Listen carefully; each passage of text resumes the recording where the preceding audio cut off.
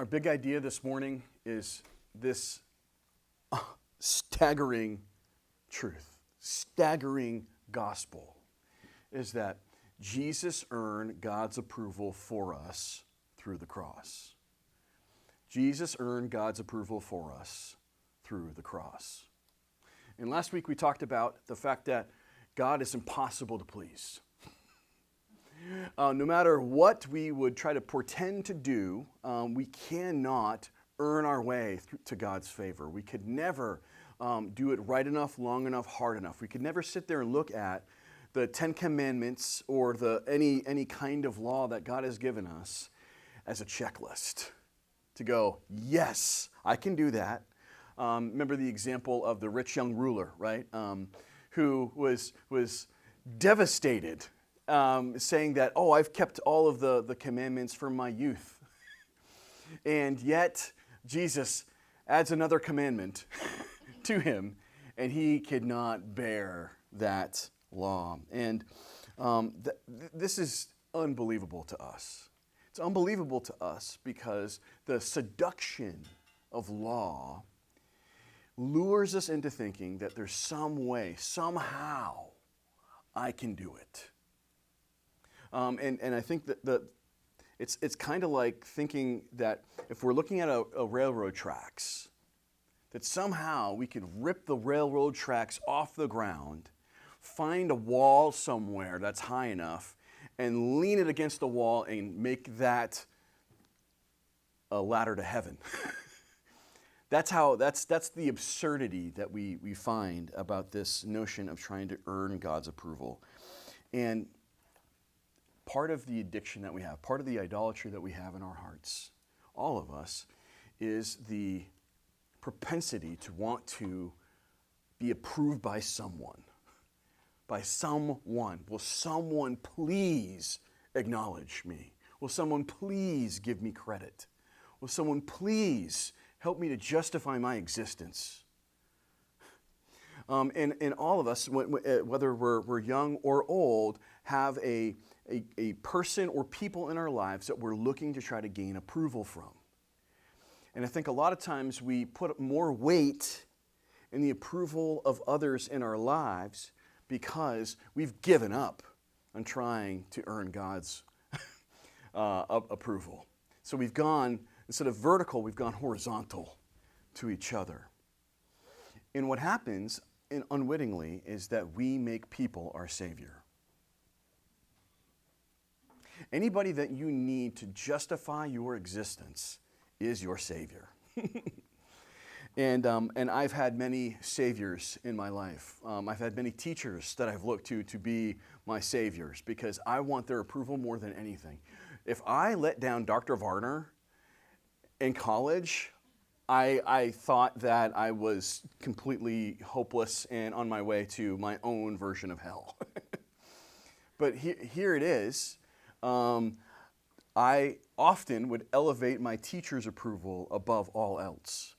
When I was working a few years ago in finance, there was one particular person that worked in the corner office, and she was a powerhouse in the company. She had an attitude.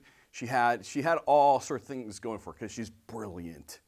And the whole entire office was swayed based upon her moods and her approval of people. And when she told you a word that totally, called you out on something, and I remember this is verbatim. She told my friend Tom, "You're not on my A team, you're on my B team because you just don't quite have it or you're just not putting enough in." That holds a lot of weight because oftentimes we look at our bosses as the people who are paving our future for us. Right? If I don't get a good recommendation from this, then I'm totally screwed, right? Or if I don't get their approval somehow, some way, I'm gonna be depressed all week or all weekend. That's the power that approval can have in our lives, and I think that this addiction that we can have to approval is because we are looking for approval in an inexhaustible source. but yet we're trying to find it in inexhaustible people. This is good news. This is good news because this helps to align us as to whose approval is most important and how do we obtain it. And what Romans is telling us, I think this is one of the most important paragraphs in all of the scriptures. And if we don't grasp this, then it's going to be hard for us to really unpack Romans and unpack the intricacies of the gospel for us. And so it's worth us taking the time to go through this line by line. And we're really going to just look at three elements as we consider this text. And the first is this, that justification before God is by faith. Justification is by faith. Verse 21 and 22 say it so clearly, right? But now the righteousness of God has been manifested apart from the law, although the law and the prophets bear witness to it. The righteousness of God through faith in Jesus Christ for all who believe. Now, as we think of this word righteousness, when you hear the word righteousness or righteousness of God, what do you think that means? Go ahead. What do you think? When you hear the righteousness of God, what do we hear? Holiness. Okay. What else? Perfection. Okay. What other images or words are conjured here? Wisdom. Okay. Ooh, that's a good word. Okay. What else?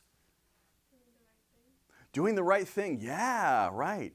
And when we hear the word righteousness in our world, right? And I say our world because we're not in the first century here, right? So sometimes we have to bridge the gap here. When we hear the word righteousness here in the 21st century, what does it normally get connected with?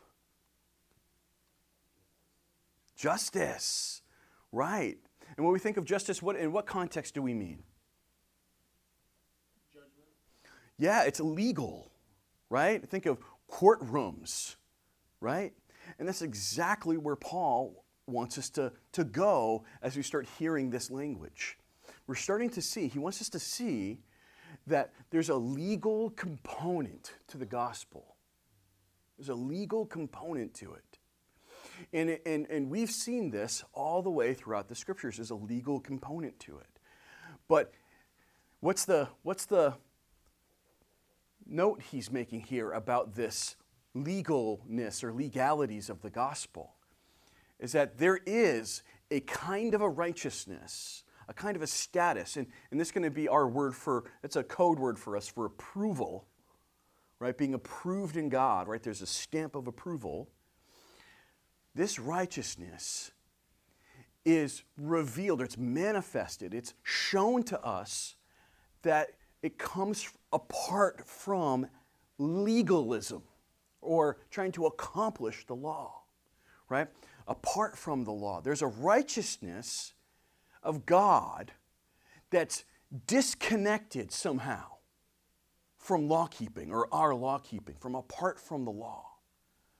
This is staggering to us because when we look at the scriptures, often we can think it's an if-then proposition. If we do this, then we'll get this, right? If I obey my parents, then God will bless me in the land, right? Or if we keep the whole covenant, right? We looked at that in Deuteronomy 29. If all of Israel were to keep the covenant, then they'd be blessed in the land. Their land would always be fertile. They'd always have crops. They'd always have children. They'd always have all their hopes and dreams and desires according to his promises. But wait a second, Paul. What are you saying? That there's a righteousness from God that is completely disconnected from some sort of law obedience? What? And then he adds, although the law and the prophets bear witness to it. So he's saying that the scriptures bear witness to the fact that God has a righteousness that's not connected to our law keeping. What? He's got a justice that is not connected to your ability to perform something just. That's incredible. And namely, what is this righteousness? What is he talking about? It's the righteousness of God through faith in Jesus Christ for all who believe. What? This is why there's many translations of the Bible, because we have tough times with words like this and constructs like this. And I think sometimes if you're more of a story person and not an ideas and word person, a lot of times this is where you're going to check out on the Bible. Because this kind of logic and structure seems a little bit too much for us. And that's why to take the time and slow down and meditate on what this means and really figure this out has a huge payoff for us. The righteousness of God through faith in Jesus Christ for all who believe. There is a righteousness that comes to us through faith, through trust, through promise, through God declaring it apart from our ability to perform it. That's what he's getting at. It's a righteousness that's from God that comes to us through believing in the work of Jesus Christ. The work of Jesus Christ and the promises that it ensures are what give us justification. Any of you guys at a birthday party recently, or maybe at some point, ever experience a piñata? Piñata, right? Piñatas are fun and fantastic, and they can also be a little scary and a little dangerous, right? My nephew last year had a piñata at his party, and piñata, right? It's just like paper mache kind of concoction that's always formed into something to look like someone. It could look like a donkey, or could look like a cow, or it could look like anything. It could look like a Hershey bar. It could look like anything. You can make these, or it could look like a person. But these piñatas, inside of them, have everything that like kids would want, right? It's got all the candy. It's got sugary treats, and it's something that we all want as children. And in this piñata, what happens is that you need to whack on it a little bit in order to crack it open to get what's inside. And I think a way to consider this is that we need the cross to be the stick that beats the piñata. We're going to get to what that looks like in just a few minutes, but imagine that all of God's promises are contained in a piñata. And the only way to crack open the piñata is a really big stick. And it happens to be the cross of Jesus Christ. That's how we get the free gift of righteousness to us. Some split has to happen. Some break has to happen. And it does something to us because all of a sudden there's a gift that comes our way. It's weird when a gift comes our way. And the righteousness of God is a gift through faith. That's here. Jesus told the story, or told the parable in Luke 18. Luke 18, as he's telling parables, he also told this parable to some who trusted in themselves that they were righteous, right? Or that they were obedient, or that they kept God's law, and treated others with contempt. 2 men went up into the temple to pray, one a Pharisee and the other a tax collector.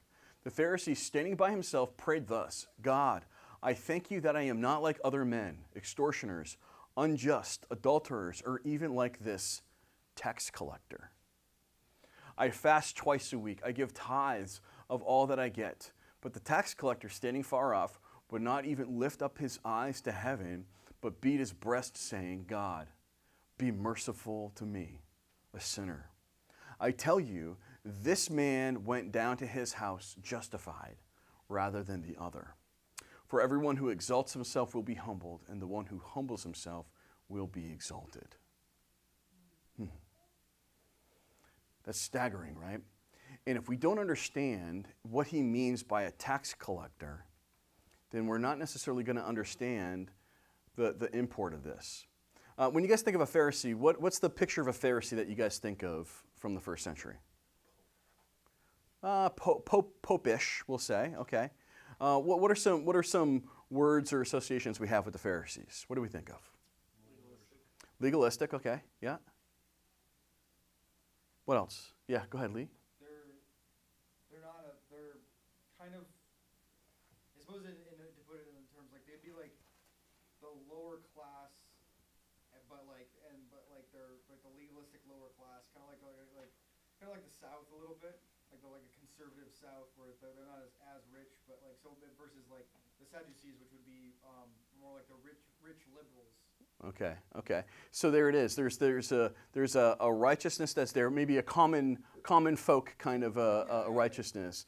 And there's in the day, Jesus' day, there's from what Josephus tells us, there's about 6,000 Pharisees in Israel, right? So if you think of the population of the nation, that's going to be hundreds of thousands of people, if not millions of people, and there's only about 6,000 of them.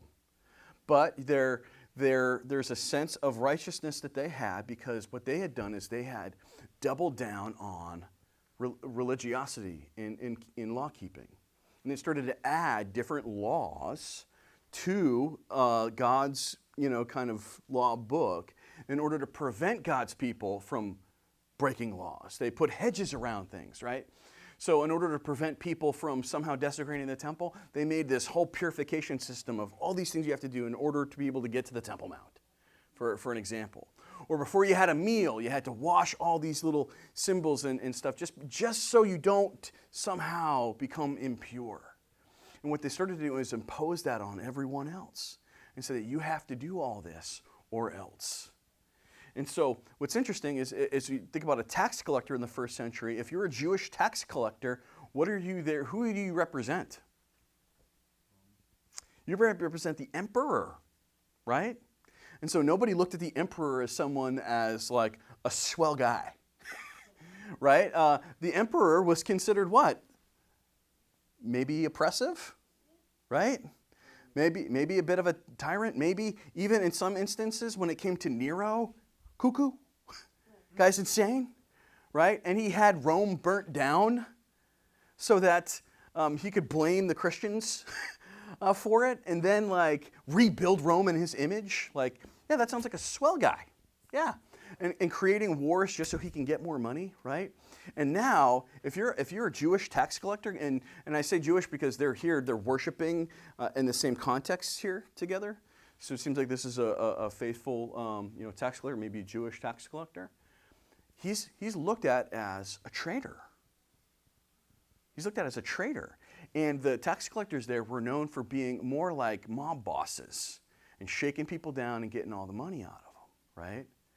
So this is like a sleaze bag next to like a righteous, religious guy who's dressed up in all the garment next to a dude who's totally like, no one wants to talk to him. Any faithful Jew doesn't want to talk to a tax collector. You're taking our money and giving it over to Rome. What the heck?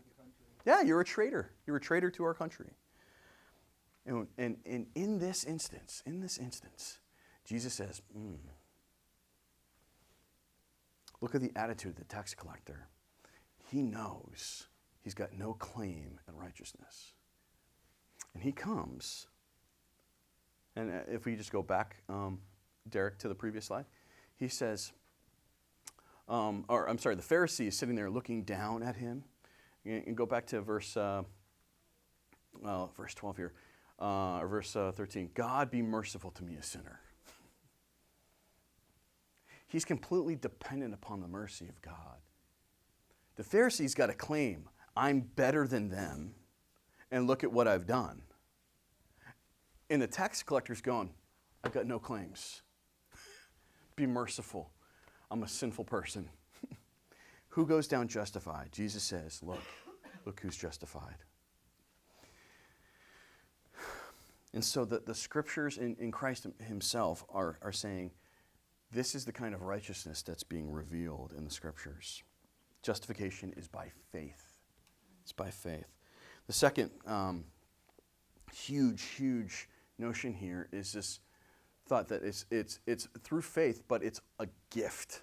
The designation, if you're going to classify the righteousness of God, it's gifted righteousness. It's not just through faith and belief, but it's a gift that's given to us. Verse 23, for there is no distinction, for all have sinned and fall short of the glory of God, and are justified by his grace as a gift through the redemption that is in Christ Jesus.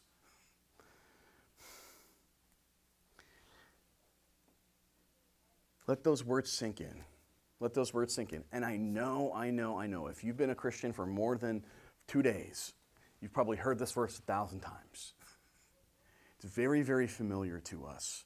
But often we don't take the import of what's being said here because there's so many other things going on.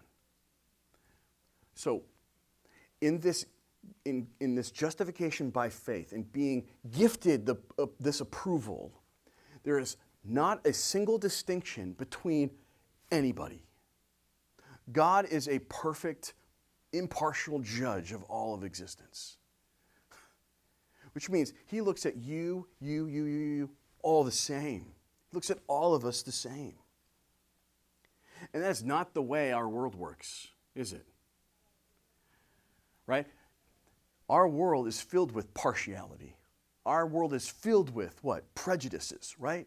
Our world is filled with looking at people based upon appearances and going, this is who you are, or this is who I think you are.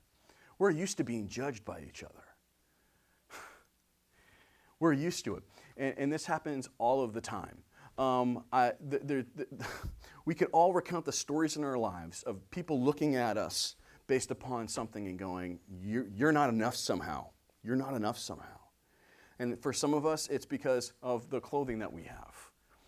We don't dress up enough. I wear too many t-shirts and jeans. And then people don't take you seriously, right? So you get just looked at and people are like, Or if you haven't shaved, then you're like, maybe they're not, right? And then for those of us, it could be long hair, short hair, right? Short hair means something if you're a woman, right? What does it mean, right? And there's prejudices that go with that, right? Or long hair. Oh, you must be really conservative, right? Not necessarily, right? And for some of us, it's the region that we're from, right? If you're from Maine, you're a hick and you're weird, right? That's the way we look at them. I'm just kidding. We have Maine friends, right? Or if you're somehow from Western Massachusetts, you're part of this like homeschooling cult world, like there's all sorts of, and for some of us, it's the color of our skin, right? People have looked at us and gone, oh, you're too dark or you're too light or whatever. You don't fit somehow. You're in some sort of a group, right? And we're all used to prejudices. And that's just on the face. That's just like right here. Never mind when you actually get into looking at what we do for things, how we get judged, right? At work, how we get judged for performances, right? Or at school. Come on, a grading system? Are you kidding me?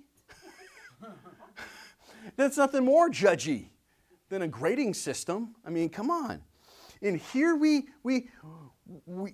project that stuff somehow theologically into thinking that God grades us somehow, either based upon an appearance or based upon a performance. Not true at all. Not true at all, because he looks at all of us the same. And we normally put the accent here on, for all have sinned and fall short of the glory of God. And there needs to be emphasis on that because we all fall short. And just like, when I was a kid, I used to think that somehow, right, if my good works would outweigh my bad works, God has this cosmic scale, right? And so I better just do more, right? Pile up all the good works so there's more weight there, and then the scales will be tipped towards righteous for me. But doing that is like, imagine a murderer who has been caught, who's been indicted, and who is going to trial. And imagine his defense was, but I was faithful to my wife. But I gave to the poor. I helped those ladies across the street. I always paid my rent. I'm a taxpayer. That's the same absurdity of thinking that there's some sort of a scale, right? And it's like, no. One bad egg ruins the whole omelet, doesn't it, right? As we know. right?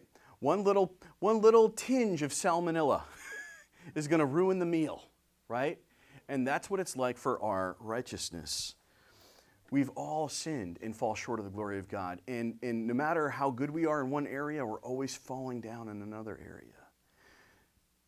But the accent here is not on the fact that we've all fallen short of the glory of God. The accent here is that we're all justified through faith as a gift when it comes to us. Which, think about what this means. That means that you are far worse than you could ever imagine. Amen. You are far worse than you could ever imagine, and at the same time, you are more loved than you could dare dream. Those two things exist simultaneously. And oftentimes we don't think if I am known for who I am, that I could be loved for who I am. Which is why we wear masks, right? That's why we put on a front and try to be a certain person that we're not. Or maybe we're not genuine, right?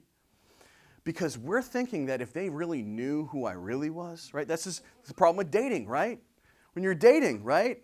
When you're dating, it's like you're only getting my best foot forward, and it's a small foot, right? You get the best foot, right? Oh, of course I'll be nice and polite and offer to pay, and of course I'll never burp, and of course I'll never fart, pass gas, right? Of course I won't do those things. Why? Because I want to put my best foot forward. I don't want to turn somebody off because first impressions, right? That's a real thing. God's first impression of us happened in eternity. And it wasn't a good one. And yet, he purposed from all of eternity to come and take care of that. He already didn't approve. And he's already come to go, I'm going to give you my approval in Jesus. And so this is amazing. Being a religious and moral person or growing up in the right family doesn't get you in. I used to think, when my mom got baptized when I was like 9 years old, I used to think, oh, my mom must be going to heaven, so of course we're related. I must be going in too. That's awesome. And then I learned God has no grandchildren. You don't get in the backs of others, right? He's got no grandchildren. He only has children. And this makes me think of the story of Zechariah. I love Zechariah's. It's really a story of Joshua the high priest, but Zechariah got these night visions in the Old Testament. So this is where we start to see that the law and the prophets bear witness to a different kind of righteousness. And in this vision that Zechariah saw probably around 400 or maybe 500 or so BC of the high priest at the time while they're trying to rebuild the temple is absolutely staggering. Then he showed me Joshua the high priest standing before the angel of the Lord and Satan standing at his right hand to accuse him. And the Lord said to Satan, "The Lord rebuke you, O Satan. The Lord who has chosen Jerusalem rebuke you. Is not this a brand plucked from the fire?" Now Joshua was standing before the angel clothed with filthy garments. And the angel said to those who were standing before him, "Remove the filthy garments from him." And to him he said, "Behold, I have taken your iniquity away from you, and I will clothe you with pure vestments." And I said, "Let them put a clean turban on his head." So they put a clean turban on his head and clothed him with the garments. And the angel of the Lord was standing by, and the angel of the Lord solemnly assured Joshua, "Thus says the Lord of hosts, if you walk in my ways and keep my charge, then you shall rule my house and have charge of my courts. I will give you the right access among those who are standing here. Hear now, O Joshua the high priest, you and your friends who sit before you, for they are men who are a sign. Behold, I will bring my servant the branch. For behold, on the stone that I have set before Joshua, on a single stone with 7 eyes, I will engrave its inscription, declares the Lord of hosts, and I will remove the iniquity of this land in a single day. And in that day, declares the Lord of hosts, every one of you will invite his neighbor to come under his vine and under his fig tree." Now, the high priest in Israel's time had the access. Once a year, he could go into the actual Holy of Holies. No one had that claim. According to the law, he could do this. In doing so, he could bring a burnt offering, which is they took a whole entire bull, and they offered it as an offering. And the blood from the sacrifice, he was able to bring into the Holy of Holies, where there was a mercy seat, and he would sprinkle the blood on the mercy seat. So imagine now this image. The high priest is filthy. He's supposed to have clean garments. He's supposed to have gone through a purification process. And he is being brought before God and accused by Satan. He can't have access. How can he have access? Look what he's done. He doesn't have his act together. What's going on here? And so what you have, if we go back to the first few verses, or right here, right? Keep going back. He's dirty and standing before an accuser.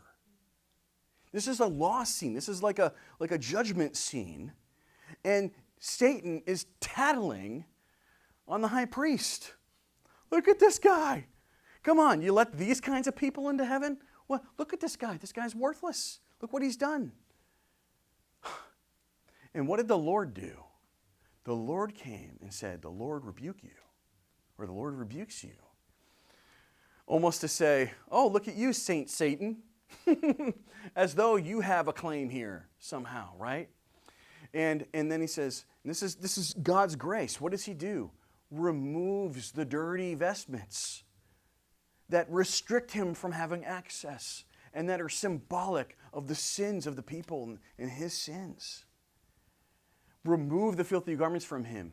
Behold, I have taken your iniquity away from you, and I will clothe you with pure vestments.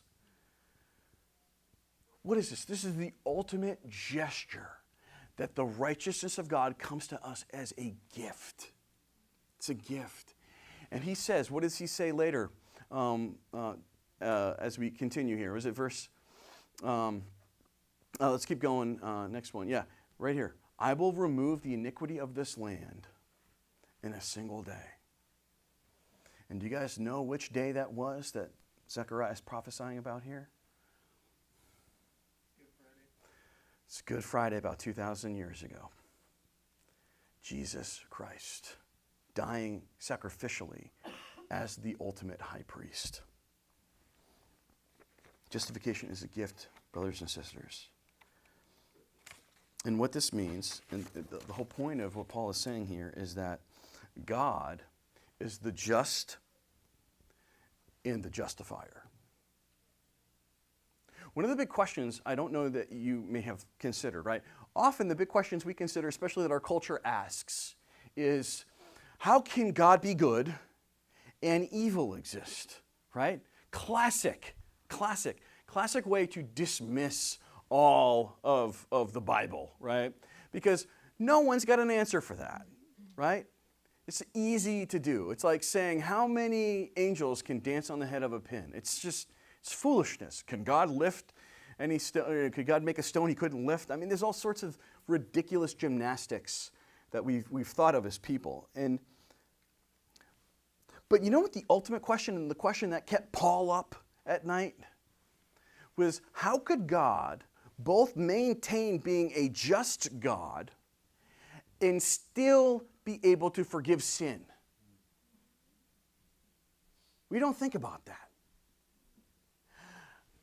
If we looked at a judge who had a murder case, and this person was not only like charged, indicted, and then had to defend himself, could we imagine if the judge, after this person was convicted of murder, and it was very patently and clearly obvious, just went, I forgive you.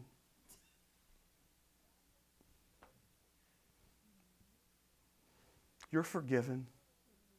It didn't happen. This is all just a formality.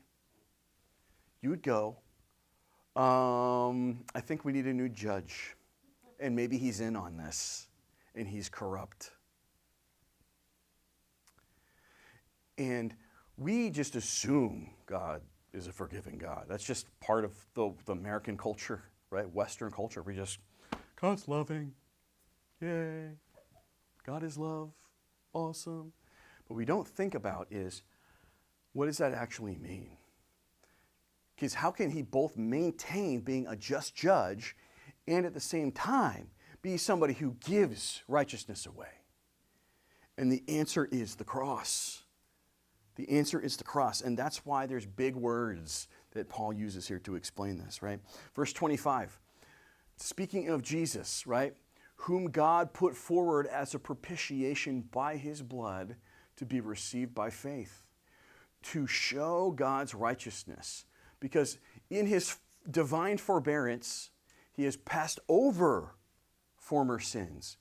It was to show his righteousness at the present time so that he might be just and the justifier of the one who has faith in Jesus.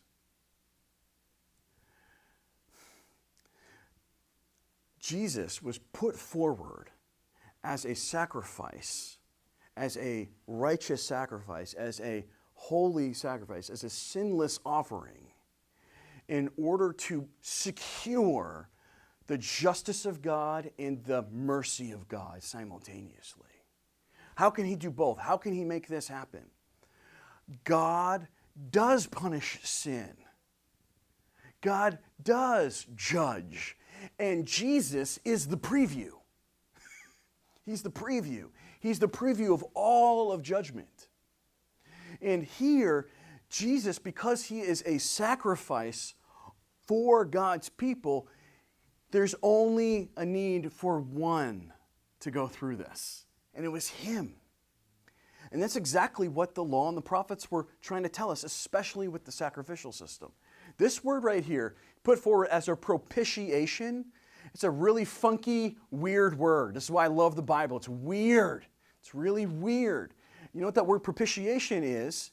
It's a weird word that means the appeasement of wrath. The appeasement of wrath. And you know, if you wanted to find this word in Greek in the Old Testament, in the Septuagint, the Greek translation of the Old Testament, you can only find it in one place. And it's in the context of the mercy seat of God. It's literally translated mercy seat. And what did we just talk about with the mercy seat and the high priest, right?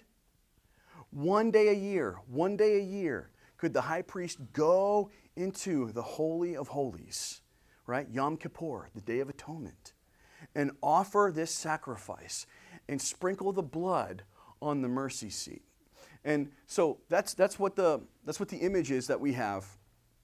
Derek, if we can go to that visual. That's the visual that we have when we consider where judgment happened for God's people, right? Here it is. You have that's the altar right there where the offering is offered, right? And before that, you had to cut the sacrifice and bleed it out, right? And collect the blood. And there, then the high priest would come. You can see him in his vestments there. He'd have to wash his hands for purification, right, as a symbol of his cleanliness. And then he'd get to go into the sanctuary, and then he had access to go through the curtain into the Holy of Holies where God's presence had dwelt. And the mercy seat that was there, in the next slide we can see, this mercy seat that was here, this contained what? What was inside of this box? This little box. That's right, the 10 Commandments, right? And Aaron's budding rod was also in there, right? So think of the image. As the high priest comes in, he's sprinkling blood to cover the broken commandments. The sin of God's people is being forgiven, right? And this is a mercy seat. Why is it called a seat? It's the throne of God. It's the throne of God, amen, right? This is considered God's throne. So the blood is being brought here, right? And what's this a picture of, according to Paul? This is Jesus. This is Jesus. Jesus is not just the high priest. He's also the sacrifice. He's the Day of Atonement sacrifice. He is the mercy seat sacrifice. And this is awesome, because it means that it's God's wrath is assuaged because of Christ's sacrifice. His perfect holiness is now applied to us. It's awesome. In the cross, God was displaying his wrath against sin since he has been passing over sin for all of biblical history, right? As we go, let's go back to that verse, Derek. As we go back, right? So in his divine forbearance, he passed over sins, right? Can I get a call back to the Passover, right? He's been passing over sin. Why? Because anticipation of the sacrifice of Jesus on our behalf. So that he might be both just, righteous, and the giver of his righteousness to all who believe. The cross is the answer to the dilemma. How can God be righteous and forgive sin? And I love Martin Luther's reflection on this in his commentary on Galatians. I love this. He says, why? Do we then nothing? Do we work nothing for the obtaining of this righteousness? I answer, nothing at all. For this is perfect righteousness, to do nothing, to hear nothing, to know nothing of law or of works, but to know and believe this only, that Christ is gone to the Father and is not now seen, that he sits in heaven at the right hand of his Father, not as judge, but that he is our high priest entreating for us and reigning over us and in us by grace. And that's our big idea, brothers and sisters. Our big idea is Jesus earned God's approval for us through the cross. So we're going to pray, and I'm going to have Scott come forward after. He's going to share communion, and then our friends are going to lead us in song as we take communion together. So let's pray.